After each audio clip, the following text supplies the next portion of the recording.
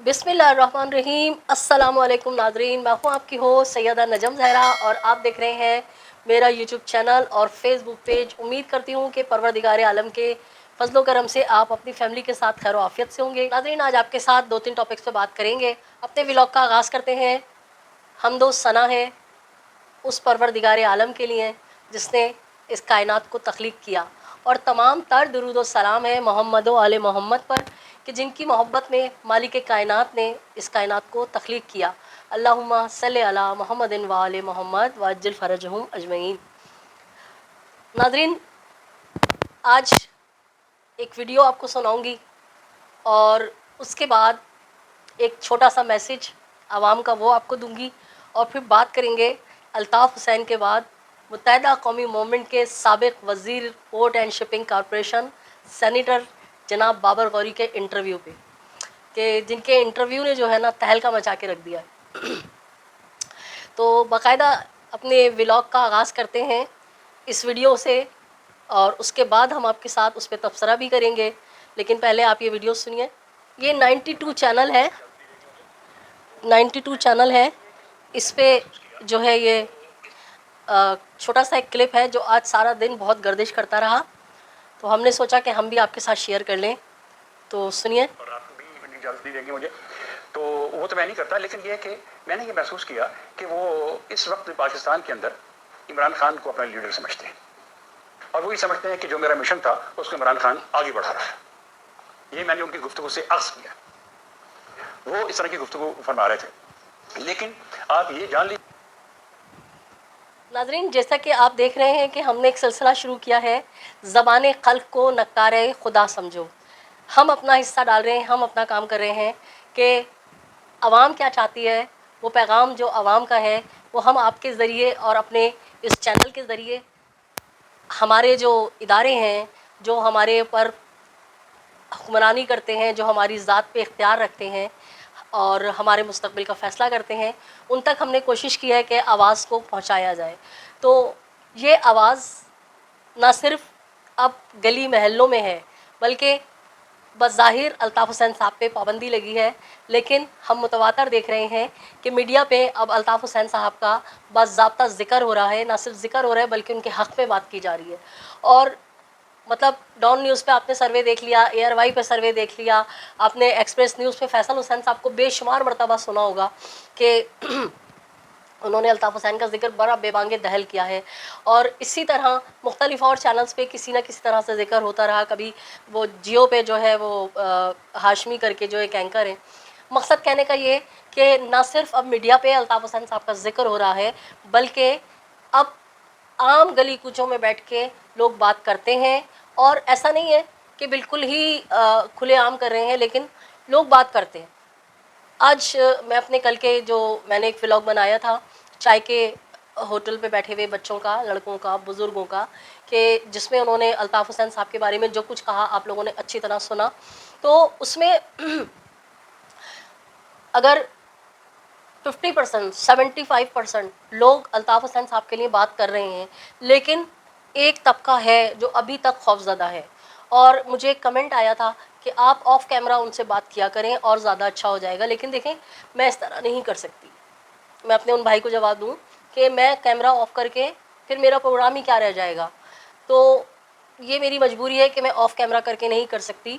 और बहरहाल मरना तो है एक दिन सब ने, डर डर के जिए तो क्या जिए।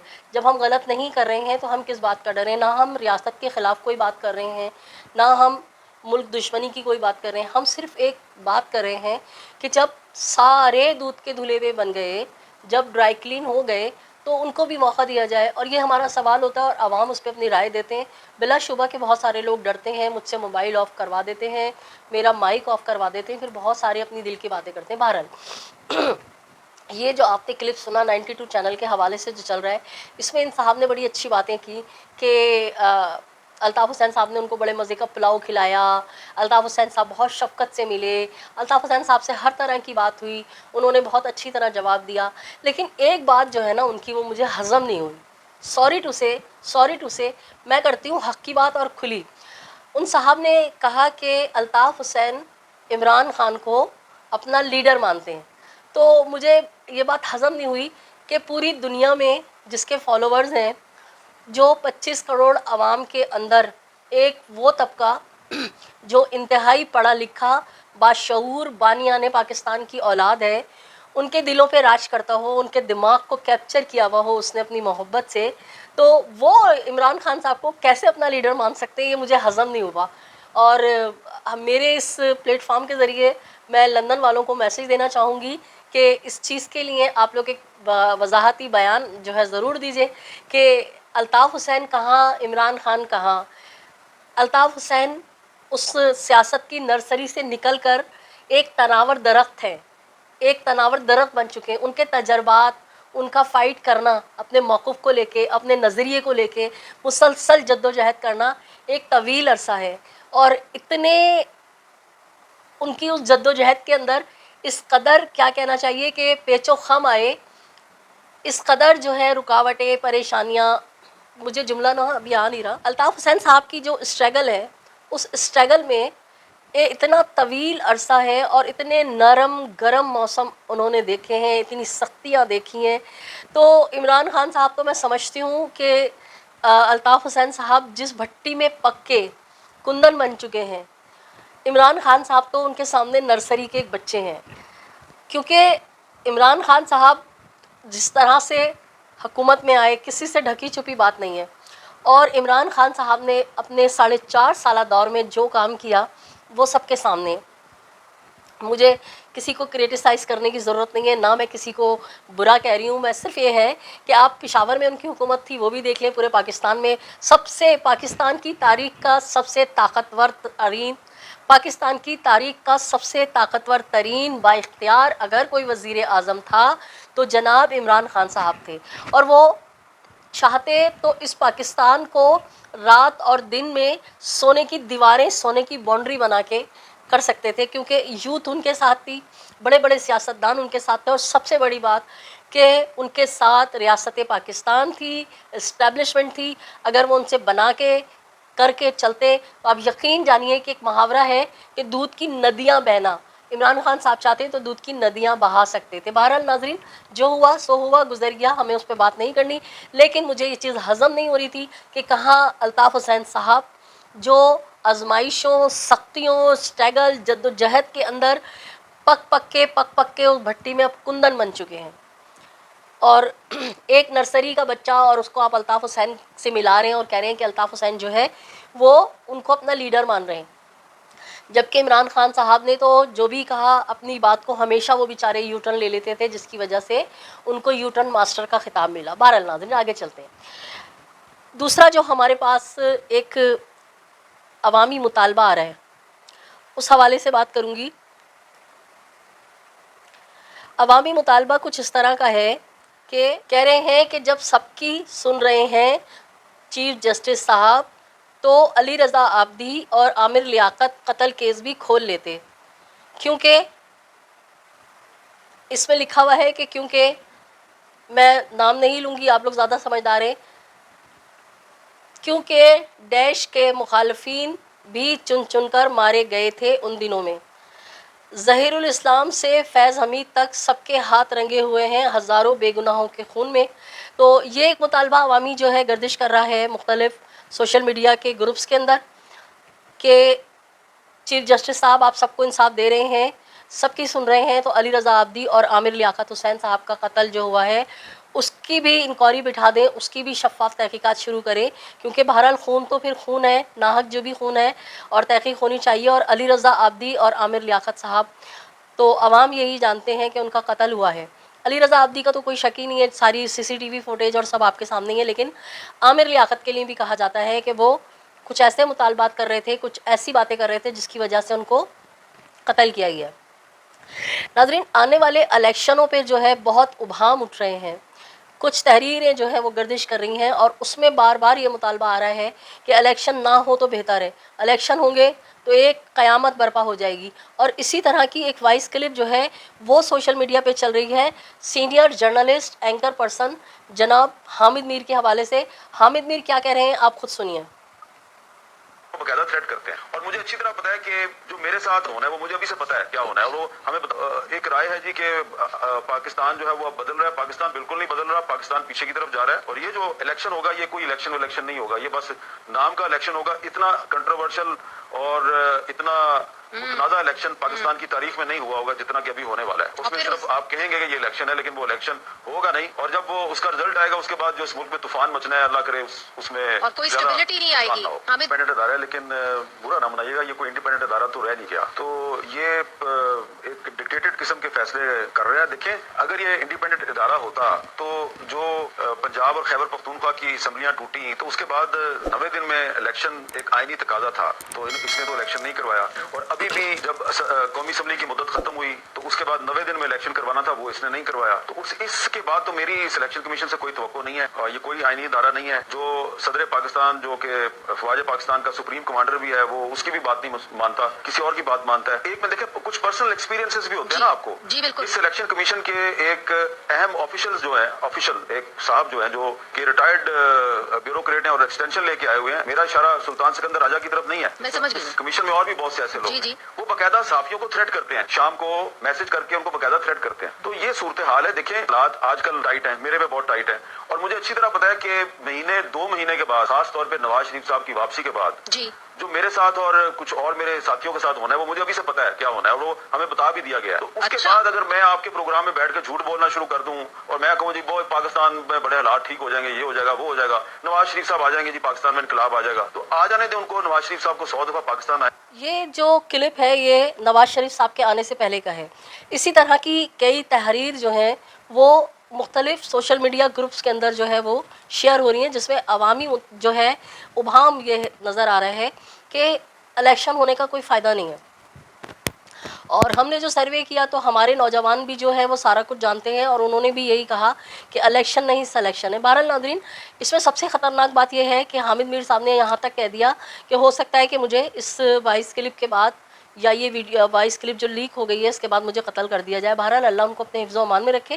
آپ کو جو میں نے یہ وائس کلپ سنایا اس کا مقصد صرف یہ تھا کہ فیصل حسین صاحب نے بڑا ہی کوئی زبردست اور دبنگ انٹرویو لیا ہے بابر غوری صاحب کا, اور بابر غوری صاحب نے اتنا کوئی جامع انٹرویو دیا ہے. یعنی الطاف حسین صاحب کے بعد اگر کوئی بہترین انٹرویو آیا ہے, اگر اس کی پرکھ کی جائے یا اگر اس کے اوپر سروے کیا جائے تو یقین جانیں کہ اس وقت کا سب سے بہترین انٹرویو بابر غوری صاحب کا ہے. بابر غوری صاحب نے اس قدر تحمل مزاجی کے ساتھ, اس قدر آرام سے ہر سوال کا جواب دیا, نہ کہتے ہوئے بھی بہت کچھ کہہ گئے. سارا کچھ انہوں نے عوام کے سامنے رکھ دیا ہے. اور یہ جو میں نے آپ کو وائس کلپ سنائی ہے وہ اسی لیے سنائی ہے کہ بابر غوری صاحب بھی کئی مرتبہ اس انٹرویو میں فیصل صاحب سے یہی کہتے رہے کہ فیصل صاحب یہ الیکشن جو ہے پاکستان کا کراچی کے مسائل کا حل نہیں ہے. اس کے بعد انہوں نے بھی اسی خدشے کا اظہار کیا, جیسے حامد میر نے کہا کہ خدا نخواستہ بہت برے حالات ہوں گے.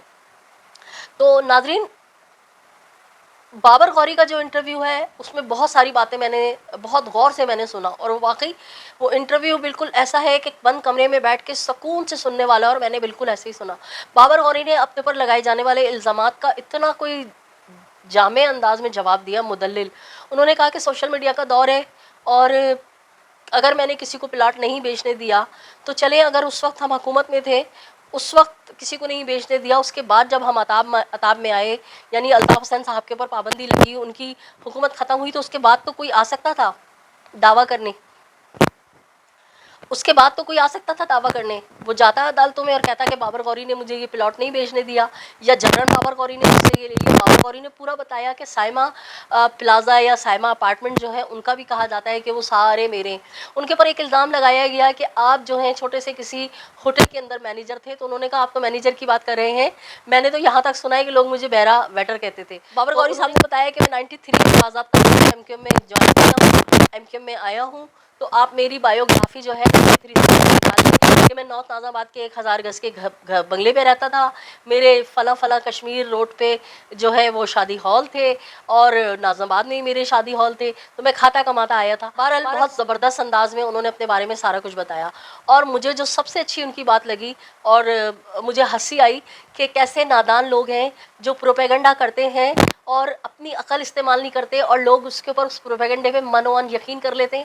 ہم بھی جب اپنے جرنلسٹ صحافی ساتھیوں میں بیٹھتے ہیں یا عوام میں بیٹھتے ہیں تو لوگ اسی طرح کی فضولیات کرتے ہیں کہ اتنا اور اتنا امریکہ کے اتنے کنٹینر 19 کے قریب جو کنٹینر ہیں وہ پکڑے گئے تھے، متحدہ جو ہے وہ تو دہشت گرد تنظیم ہے، اور یہ اور وہ. اس کا انہوں نے بہت صحیح وقت پہ اور بہت اچھا جواب دیا.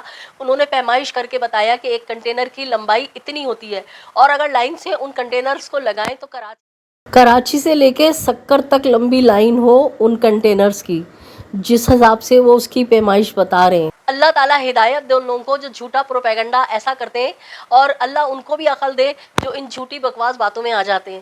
تو بابر غوری صاحب نے نہ صرف امریکہ سے پکڑے جانے والے کنٹینرز کے حوالے سے بات کی، بابر غوری صاحب نے یہ بھی بتایا کہ وہ اور ان جیسے دیگر متحدہ کے منجے ہوئے اور پاک دامن وہ رہنما جن کے اوپر کوئی اس طرح کے کیسز نہیں ہیں، جو کسی چیز میں مطلوب نہیں ہے، وہ دل و جان سے پاکستان آ کے پاکستان کی خدمت کرنا چاہتے ہیں، مگر انہیں آنے نہیں دیا جا رہا. فیصل صاحب نے اپنی صحافتی تمام چالیں چل لی کہ کسی طرح سے بابر غوری کے منہ سے ان لوگوں کے نام نکلوا لے، لیکن بابر غوری نے نام تو نہیں بتائے، لیکن جس طرح سے بات کی عوام کے ذہنوں میں وہ چہرے بالکل واضح طور پہ ابھر کر آ گئے کہ جو نہیں چاہتے کہ دنیا بھر میں وہ رہنما جن کے اوپر کوئی کرمنل چارج نہیں ہے وہ پاکستان آ کے پاکستان کی دوبارہ سے خدمت کریں. کون ہے جو نہیں چاہتا کہ وہ دوبارہ سے یہاں آئیں اور ان کی اپنی دکانیں بند ہونے کا خطرہ ہے. ناظرین، آپ کو یاد ہوگا کہ اپنے کچھ ولاگز میں نے آپ سے کہا تھا کہ ریاست پاکستان کو الطاف حسین سے اب کوئی مسئلہ نہیں ہے. 2 مئی کے بعد جو ہے اب ہماری ریاست کو بالکل اچھی طرح پتہ چل گیا ہے، ریاست میں غلط فہمیاں دور ہو گئی ہیں کہ ہم نے اتنے مظالم کیے اس قوم کے اوپر، لیکن ہمیشہ انہوں نے ایک ہی نعرہ لگایا، پاکستان بنایا تھا، پاکستان بچائیں گے.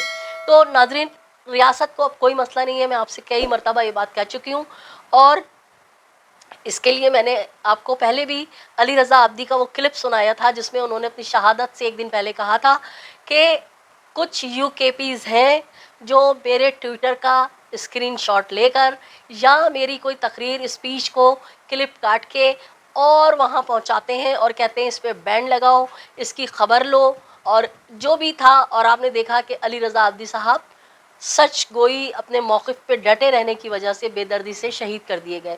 تو بابر غوری صاحب پہلے آدمی نہیں ہیں جو یہ کہہ رہے ہیں کہ اپنوں نے کیا، اور علی رضا عابدی پہلے کہہ چکے ہیں، اور بہت سارے لوگوں نے پہلے بھی کہا ہے کہ متحدہ کو نقصان، الطاف حسین کو نقصان کسی باہر کے فرد سے نہیں بلکہ ان کے اپنے اندر کے لوگوں سے پہنچا ہے. تو برملا اظہار کیا بابر غوری نے، اور ہم ان کے ساتھ 100% متفق ہیں، کیونکہ ہم اس شہر میں رہتے ہیں اور یہاں کی سیاست کو، یہاں کی چیزوں کو بخوبی جانتے ہیں. اور بالکل اگر باہر سے ڈاکٹر عشرت العباد آ جائیں، باسط جلیل آ جائیں، اگر حیدر رضوی آ جاتے ہیں، بابر غوری آ جاتے ہیں، یا دیگر اور وہ لوگ جو پاکستان کے لیے کچھ کرنا چاہتے ہیں، تو ظاہر سی بات ہے نقصان کس کو ہوگا؟ اس کو ہوگا جس کی دکان بند ہو رہی ہے. ناظرین، آپ کو یاد ہوگا کہ بی بی شہید ہوئی تھی اور ارباب رحیم خان سے اس وقت سوال پوچھا گیا تھا کہ بی بی کو کس نے شہید کرایا، تو انہوں نے کہا بادشاہ فلم دیکھ لو، جس کو فائدہ ہو رہا ہے اس نے کرایا. تو ظاہر سی بات ہے کس کی دکان بند ہوگی، کون بوریا بستر لپیٹ کے بھاگنے پہ مجبور ہو جائے گا، کس نے 7 سالوں میں اپنے لیے ایسا ایک کام نہیں کیا کہ وہ جا کے عوام میں کہے کہ ہم نے آپ کو یہ چیز دی ہے. تو ناظرین، بابر غوری کا جو دبنگ انٹرویو ہے بہت سکون سے، آرام سے سننے والا ہے، اور مبارکباد دوں گی فیصل صاحب کو کہ فیصل صاحب آپ نے بہت شاندار انٹرویو لیا ہے، اور اسی طرح آپ انٹرویوز لیتے رہیں اور عوام کو شعور و آگاہی پہنچاتے رہیں. ناظرین، بابر غوری کا جو انٹرویو ہے اس پہ جتنی بات کی جائے کم ہے. صحافتی داؤ پیج استعمال کرتے ہوئے فیصل صاحب نے سوال کیا بابر غوری صاحب سے کہ کیا پاکستان، کیا کراچی کی نمائندگی MQM کر رہی ہے، MQM پاکستان یا الطاف حسین؟ تو بابر غوری صاحب نے بڑے شاندار انداز میں جواب دیا کہ کون نمائندگی کرے گا, کس کو الیکشن میں ووٹ ملیں گے, میں کچھ بھی نہیں کہہ سکتا. آپ مائک کیمرہ لے کے لالو کھیت چلے جائیں, نارتھ ناز آباد چلے جائیں, تو آپ کو آگاہی ہو جائے گی کہ کون صحیح معنوں میں اس شہر کا لیڈر ہے, کون اس شہر پہ حکمرانی کرنے کا حقدار ہے. تو ناظرین, بابر غوری صاحب نے, کاش کے بابر غوری تک میرا یہ انٹرویو جائے, کوئی پہنچا دے, تو میں ان سے کہوں کہ بابر بھائی آپ نے تو یہ بات اب کہی ہے کہ مائک کیمرہ لے کے چلے جاؤ. میں تو متواتر میرے خیال سے 4 علاقے, آئی تھنک ملیر, اور ملیر کے بعد اورنگی کے بعد ہاں نازم آباد 5 اسٹار, اور کل میں جوہر گئی تھی. تو 4 علاقے تو میں کور کر چکی ہوں کہ عوام جو ہے آف کیمرہ بھی بہت کچھ بولتے ہیں اور کیمرے کے سامنے بھی آ کے.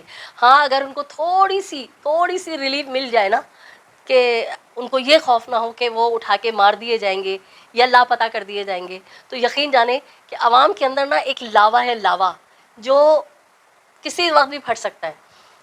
تو ضرورت اسی امر کی ہے کہ اگر عوام کے اوپر توجہ دی جائے, عوام کو فوقیت دی جائے, اور ان کو تھوڑا سا ریلیف دیا جائے کہ وہ اپنے حقوق کے بارے میں بات مل جائے. اگر عوام کو تھوڑی سی اجازت مل جائے کہ وہ ان کا بالکل جو خوف ہے, کیونکہ عوام بہت سفر کر رہے ہیں, عوام جو ہے بہت تکلیف اٹھا رہے ہیں.